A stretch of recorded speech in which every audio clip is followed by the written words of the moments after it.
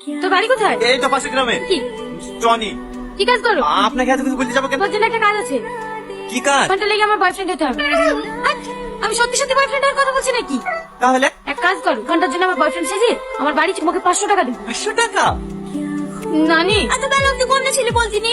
এই ছেলেটা কে? এটা আমার বয়ফ্রেন্ড না। কি বয়ফ্রেন্ড নাকি? হ্যাঁ মামি, আমরা দুজন দুজনকে ভালোবাসি। ঠিক ঠিক ঠিক ঠিক, আর লেগে তুই প্রত্যেকবার নাটক করে বিয়ে দেখে দিস না। হ্যাঁ, তোমরা একে অপরকে কতদিন থেকে জানো? কি হলো বলো? 3 দিন। আর 3 মাস? 3 বছর, 3 বছর। এটা দেখেছো? তোমার বাগনি 3 বছর ধরে বিয়ে করে। আর বৌমা যা হয়েছে হয়েছে। দেখো, তোমার সাথে যতটুকু কথা হয়েছে ততটুকু করবা, বেশি বেশি করতে যাবা না। ভয় দেখাচ্ছেন নাকি? বলে দেবে নাকি বাড়িতে? না না, থাক।